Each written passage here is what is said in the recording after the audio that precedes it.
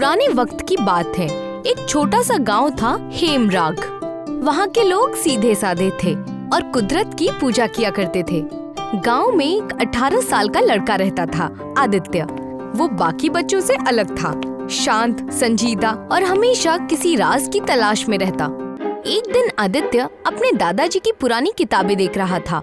तभी उसे फटे हुए पन्ने पर एक नक्शा मिला जिस पर कुछ मंत्र लिखे हुए थे। अरे ये क्या? ये मंत्र कैसे है? ये अनोखा दरवाजा क्या होता है?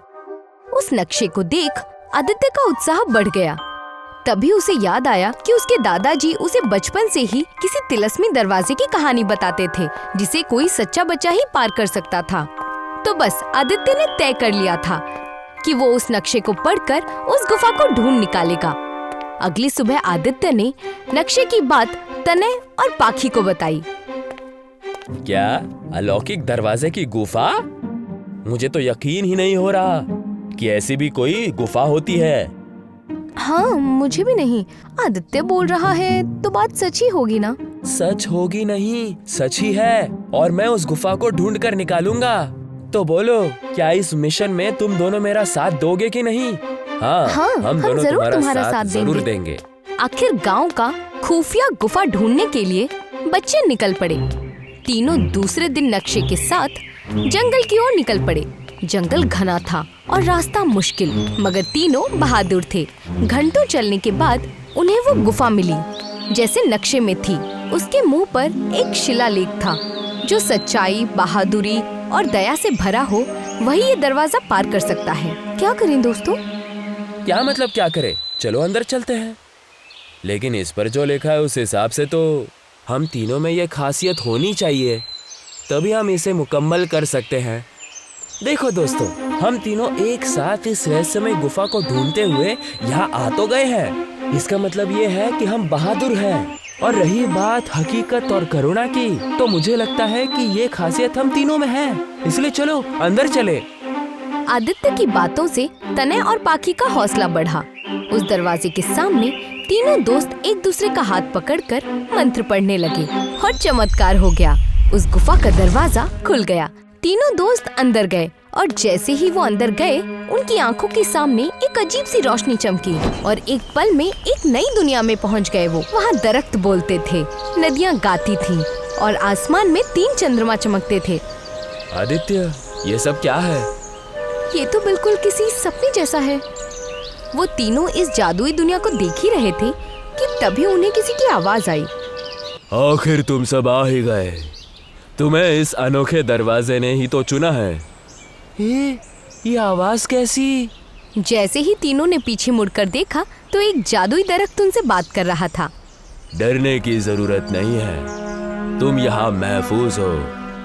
लेकिन आपने ऐसे क्यों कहा कि हमें चुना गया है? क्योंकि इस दुनिया को काल रात्रि नाम का एक खौफनाक अंधेरा निगल रहा है। ये दुनिया परिंदों और बाकी जानवरों को बनाई गई थी, लेकिन काल रात्रि राक्षस ने इस दुनिया पर कब्जा किया है, जिसकी वजह से ये दुनिया गंदी हो गई है और आहिस्ते आहिस्ते तबाह हो रही है। क्या सच में? हाँ, लेकिन आज इतने सालों बाद तुम तीनों ने इस दरवाजे को पार किया है। इसका मतलब है काल रात्रि का खात्मा होने को है। तुम तीनों समझदारी और इकट्ठे होकर इस दुनिया को महफूज कर सकते हो। तुम्हें बस उस काल रात्रि की गुफा को ढूंढकर उसे तबाह करना है। उस जादुई दरख्त की बात सुनकर आदित्य, पाखी और तनय तीनों ही काल रात्रि गुफा को ढूंढने के लिए आगे बढ़ गए। ये रास्ता उनके लिए मुश्किल था, लेकिन गुफा की ओर निकलने से पहले जादुई दरख्त ने उन तीनों को 3 अलग अलग मंत्र दिए थे, जिससे अच्छा शस्त्र बनाया जाता था।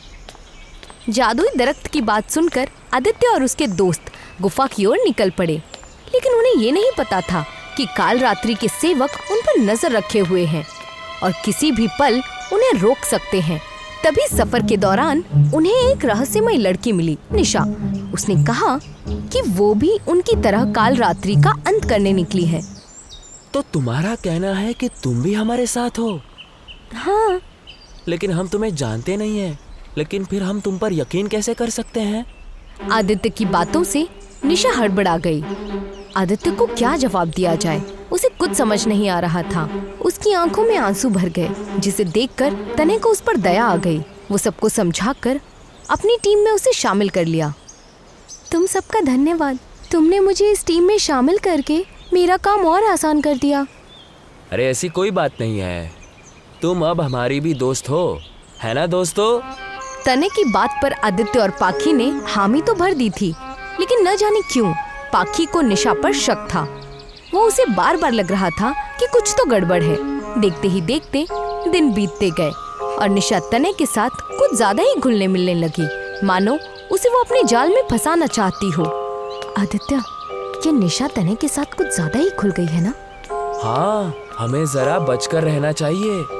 पाखी के साथ आदित्य को भी निशा पर शक होने लगा था और जिसका डर था वही हुआ। निशा ने तने को अपने वश में कर लिया था। काल रात्रि के गुफा के पास पहुंचने के बाद जैसे उन्होंने मंत्र पढ़ना शुरू किया, तने कमजोर पड़ने लगा। उसे चक्कर आने लगे और वो बेहोश हो गया, जिसकी वजह से काल रात्रि की गुफा खत्म होने की बजाय खुल गई। आखिरकार मेरा काम हो ही गया। मैंने कर दिखाया। मैंने तुम्हें रोक लिया और काल रात्रि को मुक्त कर दिया। मतलब तुम हो कौन? काल रात्रि की सेविका हूँ जो यहाँ तुम्हें रोकने आई थी। निशा की बात सुनकर सब हैरान रह गए। उन्हें कुछ समझ नहीं आ रहा था कि क्या करें। अब अंधेरा चारों ओर फैल चुका था। निशा वहाँ से भाग निकली थी। आदित्य, तने और पाखी को इस धोखे से बहुत चोट पहुँची थी, लेकिन उन्होंने हार नहीं मानी। दोस्तों, अब हम क्या करेंगे? काल रात्रि का अंधेरा तो फैल चुका है। दोस्तों, डरने की जरूरत नहीं है, चलो फिर से मंत्र पढ़ना शुरू करते हैं। हम अभी भी जीत सकते हैं। हाँ, तुम ठीक कह रहे हो। आदित्य की बातों से सबका हौसला बढ़ गया। तीनों ने आंखें बंद करके फिर से मंत्र पढ़ना शुरू किया। अचानक हवाएं तेज होने लगीं। आसमान से एक रोशनी आदित्य, पाखी और तनय पर पड़ी। जैसे उन्होंने आंखें खोली तो देखा कि आदित्य के हाथ में एक दिव्य रक्षा शस्त्र था। उस शस्त्र को पाते ही आदित्य ने उसे अपनी जी जान लगाकर काल रात्रि की गुफा पर फेंक दिया, जिसका अंजाम ये हुआ कि काल रात्रि की गुफा टूटकर बिखर गई और उसकी छाया मिट गई। हम जीत गए दोस्तों। तीन दोस्त मिलकर अपनी जीत मना रहे थे। तभी वो जादुई दरख्त फिर से प्रकट होकर बोलता है। बहुत बढ़िया बच्चों, तुमने ये साबित कर दिया कि सच्चे दिल और एकता से हर अंधेरे को मिटाया जा सकता है। दरख्त देवता की बात सुनकर तीनों खुश हुए। आखिर आदित्य, तनय और पाखी दरख्त देवता का आशीर्वाद लेकर हेमराग गांव लौट आए।